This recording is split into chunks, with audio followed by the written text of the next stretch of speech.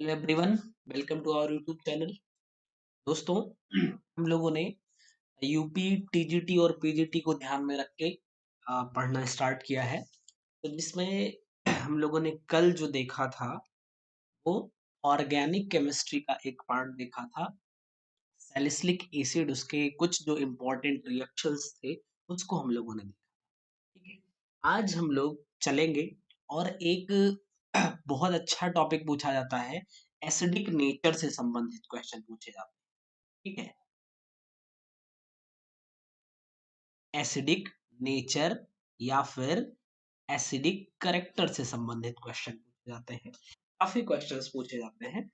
ठीक है, तो हम लोग चलेंगे कुछ क्वेश्चन के माध्यम से इसको देखेंगे। ठीक है, जिसमें हम लोग अगर देखें तो पहला क्वेश्चन ले लेते हैं। एक हमारा है एसिटिक एसिड। Acetic acid. दूसरा 2 मेथिल प्रोपेनोइक एसिड। और तीसरा 2 डाई मेथिल प्रोपेनोइक एसिड। ठीक है, से हमें एसिडिटी के इंक्रीजिंग ऑर्डर में अगर सेट करना हो, ठीक, तो हम इसको कैसे सेट करेंगे? सबसे पहली बात देखो यहाँ पे आप, ये है एसिटिक एसिड, ये दोनों है हमारा प्रोपेनोइक एसिड। ठीक, ये दोनों क्या है हमारे प्रोपेनोइक एसिड। इसमें मेथिल ग्रुप 2 लगा हुआ है और यहाँ पे 2 नंबर पे मेथिल ग्रुप लगा हुआ है। अगर हम इसको हम लोग बनाए CH3 COOH, ये हमारा बन जाएगा CH3 CH ये हो गया प्रोपेनोइक एसिड। और 2 मेथिल, यानी 1 यहाँ से देखेंगे तो 2 नंबर पे यहाँ पे हम मेथिल लगा देंगे। ठीक है, ऐसे इस पे चलेंगे तो हो जाएगा हमारा CH3 C CH3 CH3 COOH। ठीक, तो बेसिकली अगर आप COOH को ध्यान पे रखो तो यहाँ पे जो CH3 है ये प्लस आई इफेक्ट को क्रिएट करने वाला है। यहाँ पे अगर आप देखो तो ये अल्फा पोजीशन हो जाएगी। ठीक, यहाँ पे CH3 दो लगे हुए हैं, यहाँ पे 3 CH3 लगा हुआ है।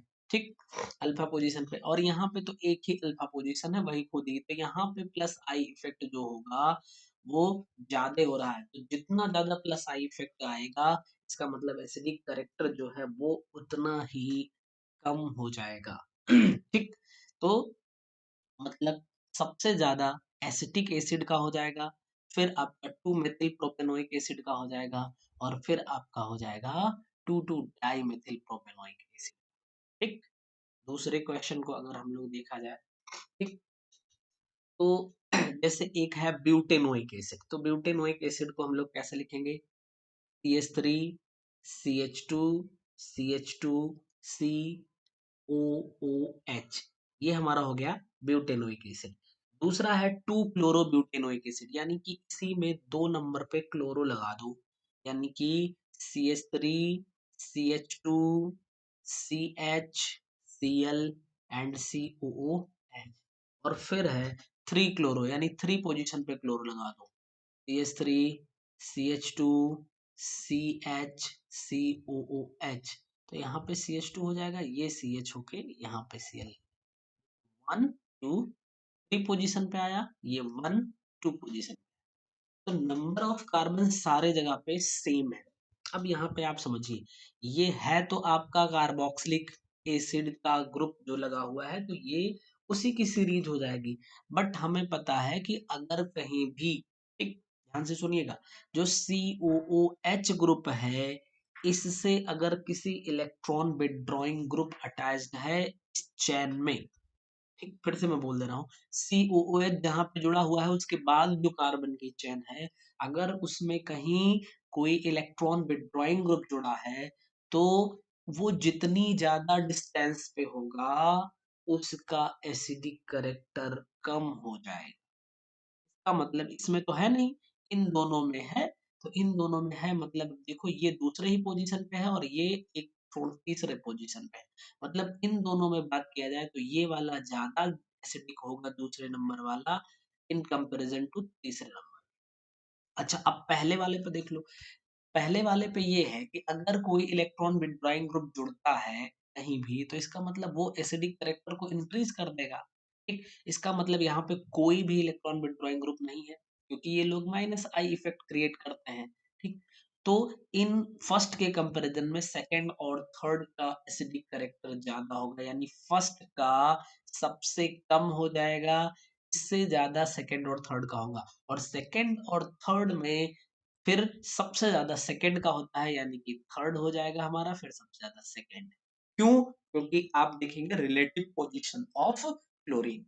क्लोरीन अगर नियरेस्ट है तो एसडी करेक्टर ज्यादा होगा, अगर थोड़ा सा दूर है तो एसडी करेक्टर कम हो जाएगा। होप कि ये बात समझ आ गई होगी। ठीक, चलिए सॉरी, नेक्स्ट क्वेश्चन पे अगर हम लोग देखें तो है हमारा 3 क्लोरोप्रोपेनोइक एसिड। 3 क्लोरोप्रोपेनोइक एसिड। दूसरा है 2,2-डाईक्लोरोपेनोइक एसिड।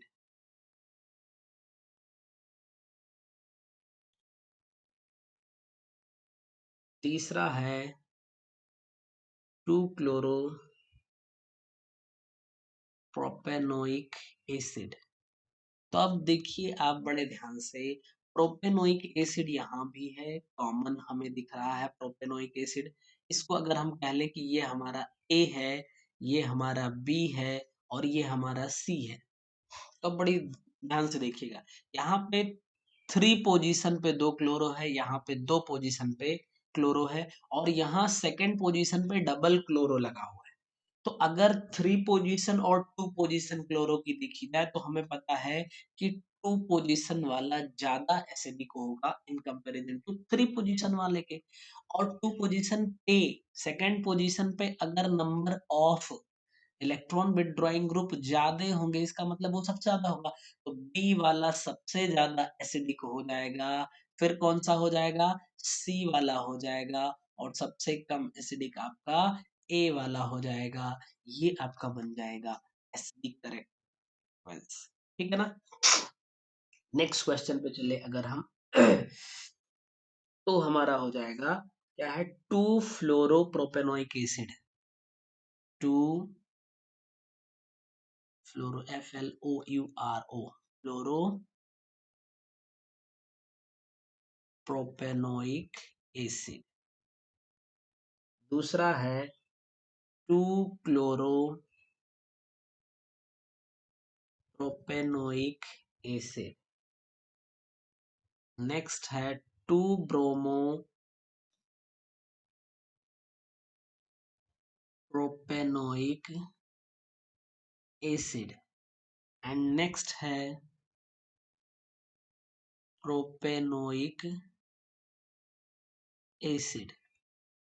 तो अब अगर हम इस 2-फ्लोरोप्रोपेनोइक एसिड को कह लें कि ये ए है, 2-क्लोरोप्रोपेनोइक एसिड को हम लोग कह लें कि ये बी है, और 2-ब्रोमोप्रोपेनोइक एसिड को इसको हम लोग कह लें सी है, और प्रोपेनोइक एसिड को हम लोग कह लें डी है। ठीक, अब बड़े ध्यान से देखिए, यहाँ पे प्रोपेनोइक एसिड से पहले फ्लोरो लगा है, प्रोपेनोइक एसिड से पहले क्लोरो लगा है, प्रोपेनोइक एसिड से पहले ब्रोमो लगा है, प्रोपेनोइक एसिड से पहले कुछ भी नहीं लगा है।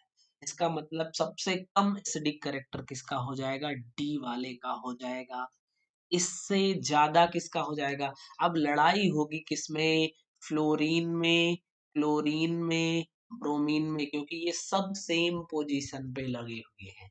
तो अगर इनमें लड़ाई करवानी होगी तो आप देखेंगे इलेक्ट्रोनिगेटिविटी, जिसकी इलेक्ट्रोनिगेटिविटी जिस सब्स्टिट्यूट एटम की सबसे ज्यादा होगी वो उतना ज्यादा एसिडिक हो जाएगा। अब क्लोरीन, क्लोरीन, ब्रोमीन में ब्रोमीन का सबसे कम बनेगा, इसका मतलब कि आपका सी वाला जो है वो कम एसिडिक हो जाएगा। फिर क्लोरो यानी कि बी पोजीशन पे आ जाएंगे और फिर ए पोजीशन पे जो आपका एसिडिक कैरेक्टर का इंक्रीजिंग ऑर्डर मिलेगा, वो हो जाएगा प्रोपेनोइक एसिड, फिर 2 ब्रोमोप्रोपेनोइक एसिड, फिर 2 क्लोरोप्रोपेनोइक एसिड एंड देन 2 फ्लोरोप्रोपेनोइक एसिड। ठीक है, तो ये हमें लगता है कि आपको ठीक से समझ आ गया होगा। नेक्स्ट क्वेश्चन पे चलेंगे। Fifth number question. Fifth number question आपका है ट्राईफ्लोरोएसिटिक एसिड।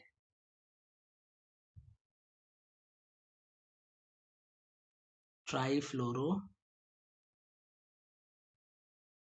एसिटिक एसिड, इसको हम लोग क्या ले रहे हैं, ए है।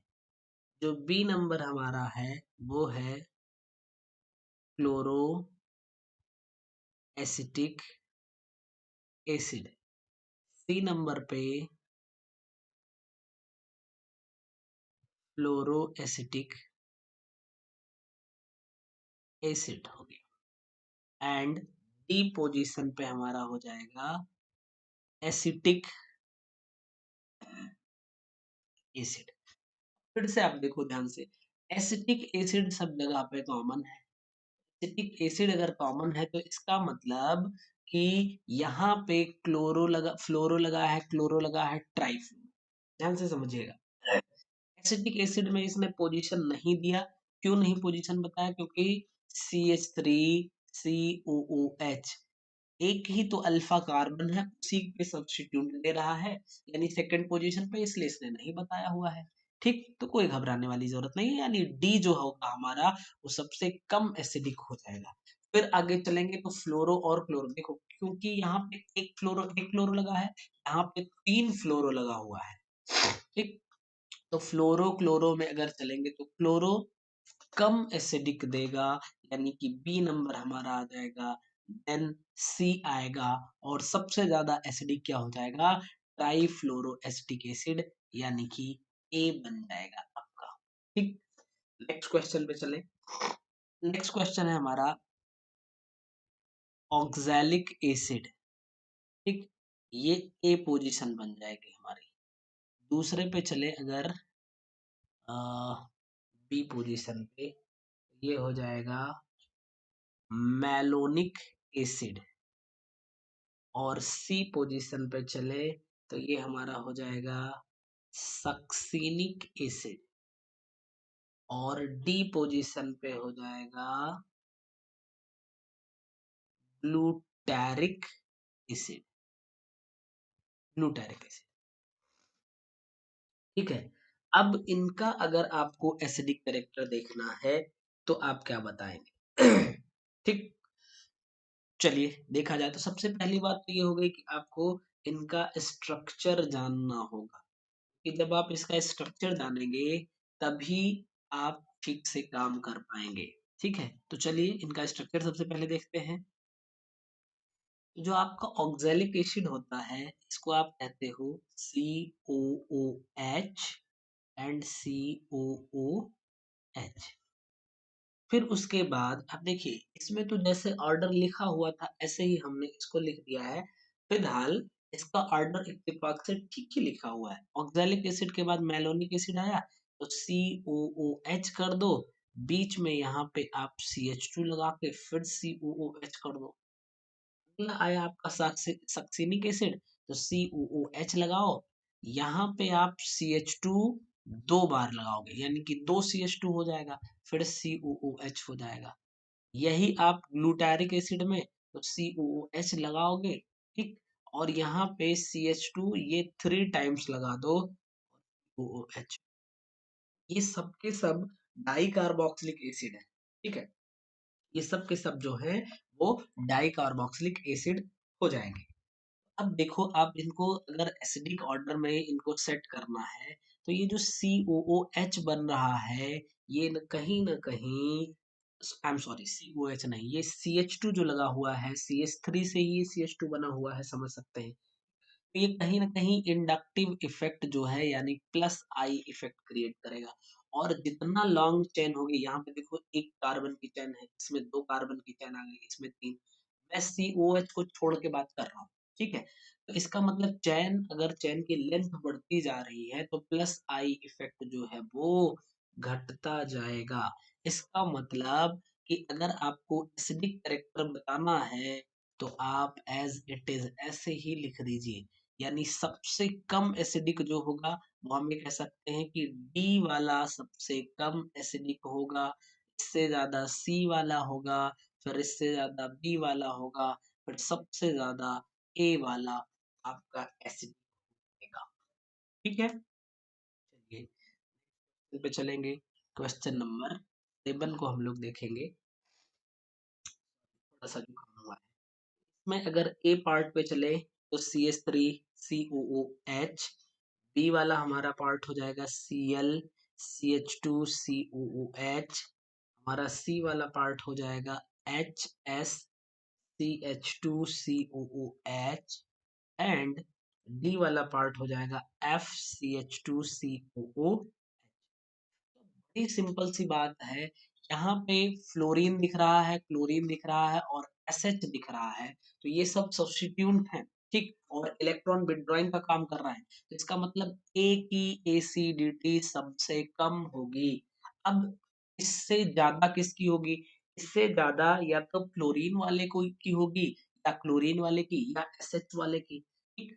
तो इसका जो अगर हम सीक्वेंस देखेंगे तो एसएच की जो पावर होगी वो थोड़ी सी कम हो जाएगी, इसका मतलब सी वाला हमारा दूसरे नंबर पे होगा। और फिर फ्लोरीन क्लोरीन में देखेंगे तो क्लोरीन कम करेगा, यानी कि बी, एंड देन सी।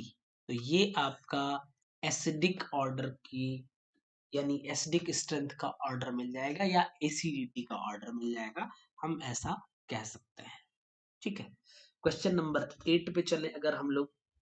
अब देखिए एथेनॉल, एथेनॉल ए कह लेते हैं एथेनॉल,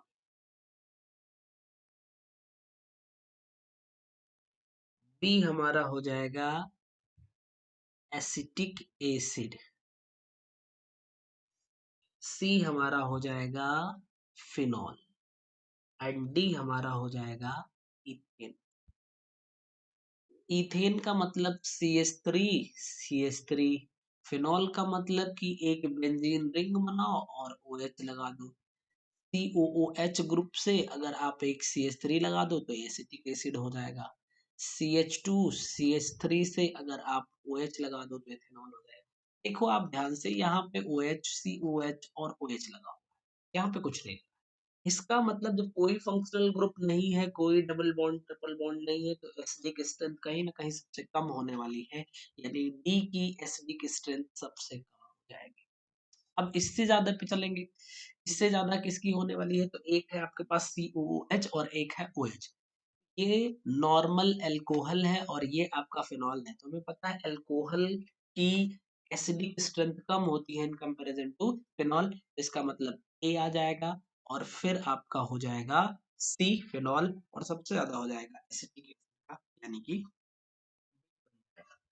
तो सबसे ज्यादा जो मोस्ट एसिडिक नेचर का होगा वो एसिटिक एसिड हो जाएगा इन सब में, और सबसे कम इथेनॉल हो जाएगा, आई एम सॉरी इथेन हो जाएगा। ठीक, नेक्स्ट पे चलेंगे। क्वेश्चन नंबर हम लोग देखेंगे 9। इसमें ए है बेंजिल अल्कोहल, बी हो जाएगा बेंजोइक एसिड, एंड सी हमारा है आर्थो क्रिशॉल। ठीक, अब बेंजिल अल्कोहल सबसे पहले आपको जानना पड़ेगा क्या है, तो बेंजीन बनाइए और यहाँ पे CH2 के साथ में OH लगा दीजिए, तो ये बेंजिल अल्कोहल हो गया। बेंजोइक एसिड यानी बेंजीन बना के और यहाँ पे COOH ग्रुप लगा दीजिए, और आर्थोक्रिशॉल है तो ऑल आ गया, इसका मतलब कि आपको तो फिनॉल लगाना पड़ेगा, फिनॉलिक ग्रुप यानी OH कर दीजिए, और उसके बाद आर्थो पोजीशन बताया है तो इस पे CH3 लगा दीजिए। ठीक, अब आप देखो ये अल्कोहल है और ये COOH ग्रुप है, और यहाँ पे अल्कोहल में CH3 लगा दिया है, इसका मतलब कि सबसे कम किसका होगा? सबसे कम अल्कोहल का होने वाला है आपका। ठीक है, तो इसको हम कह सकते हैं ए वाले का सबसे कम होगा। ये आर्थो ग्रुप जो आर्थो इफेक्ट क्रिएट करेगा तो ये आपका सी का हो जाएगा, और सबसे ज्यादा एसिडिक जो है वो आपका हो जाएगा बेंजोइक एसिड, यानी बी। यहाँ पे आपका CH3 जो है वो ऑर्थो इफेक्ट क्रिएट करने वाला है। हम लोग इफेक्ट वाले चैप्टर को अलग से देखेंगे, तो उसका हम जब एप्लीकेशन देखेंगे ना तो थोड़ा और क्लियरिटी। नेक्स्ट क्वेश्चन पे चले तो आर्थो, मेटा और पैरा क्लोरो बेंजोइक एसिड, हमने तीनों को एक साथ लिख लिया है। अभी इसको अलग कर देते हैं, तो आर्थो की बात कर ली जाए तो इसका मतलब बेंजोइक एसिड ले लीजिए, ये हो गई बेंजोइक एसिड। आर्थो पोजीशन पे क्लोरो लगा दीजिए, ठीक। उसके बाद मेटा है, तो यानी कि आप ले लीजिए बेंजोइक एसिड और I am sorry Meta position पे क्लोरो लगा दो, और फिर से आप ले लो क्या, बेंजोइक एसिड, और पैरा पोजीशन पे क्लोरो लगा दो। अभी आपको इनकी एसिडिक स्ट्रेंथ क्या करनी है, बतानी है। तो अगर आपको इनकी एसिडिक स्ट्रेंथ बतानी है तो आपको पता है कि ये माइनस इफेक्ट क्रिएट करने वाला है। तो COO ग्रुप, जहां पे COH ग्रुप लगा है, वहां से क्लोरीन की डिस्टेंस जैसे जैसे इंक्रीज करती जाएगी, ध्यान से सुनिए, Cl की पोजीशन यानी डिस्टेंस जैसे जैसे इंक्रीज करती जाएगी, वैसे वैसे इनका एसिडिक जाएगा। यानी इसके सबसे नियरेस्ट क्लोरीन यहाँ पे है, सबसे ज्यादा एसिडिक, थोड़ा सा दूर थोड़ा कम एसिडिक, सबसे ज्यादा दूर सबसे कम एसिडिक। ये आपका हो गया। नेक्स्ट क्वेश्चन पे चलते हैं। क्वेश्चन नंबर आपका आ जाएगा 11। तो क्वेश्चन नंबर 11 में अगर आप देखिए तो एक है फिनॉल, ए फिनॉल, बी बन जाएगा आपका पैराक्रिशॉल, सी बन जाएगा आपका पैरा क्लोरोफिनॉल, एंड डी बन जाएगा साइक्लोहेक्सेनॉल, ठीक। तो अब देखो, ये है साइक्लोहेक्सेनॉल, बाकी सब में फिनॉल लगा हुआ है। तो जो फिनॉल होता है वो कहीं ना कहीं जो एलिफैटिक एल्कोहल होते हैं, यानी फिनॉल माने कि एरोमेटिक एल्कोहल हम कह सकते हैं, तो एलिफैटिक एल्कोहल के कंपैरिजन में ज्यादा एसिडिक होते हैं। इसका मतलब, अच्छा फिगर हम लोग सबका पहले देख लेते हैं। फिनॉल है तो यहाँ पे OH लगा दो, पैराक्रिशॉल है यानी कि पैरा पोजीशन पे यहाँ पे OH लगाया तो इसके पैरा पोजीशन पे CH3 लगा दो, पैरा क्लोरोफिनॉल, ठीक है। तो यहाँ पे हम लोग OH लगा देंगे, इस पोजीशन पे Cl लगा देंगे, और साइक्लोहेक्सेनॉल यानी कि साइक्लोहेक्सेन बना के यहाँ पे OH कर देंगे।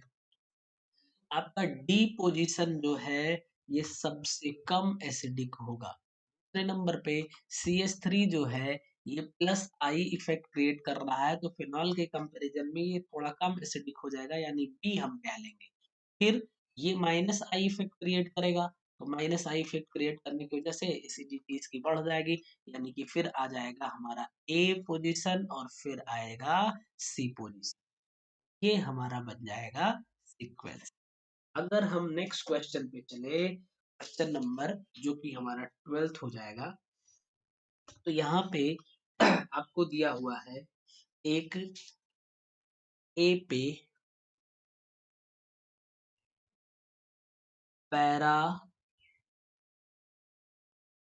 मेथॉक्सी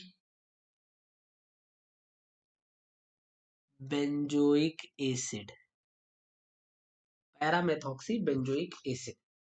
बी पोजीशन पे दिया है para nitro benzoic acid. C position पे आपका दिया है para methyl benzoic acid, and D position पे आपका दिया है para chlorobenzoic acid, and D position पे आपको दिया है बेंजोइक एसिड। तो अब आप देखिए, बॉर्डर लाइन आपको बेंजोइक एसिड मिल रही है, ठीक, इसी को टारगेट करिए।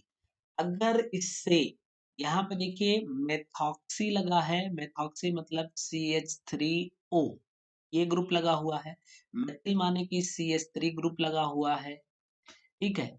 और नाइट्रो मतलब कि NO2 ग्रुप लगा हुआ है, क्लोरो मतलब Cl ग्रुप लगा हुआ है। बस काम हो गया।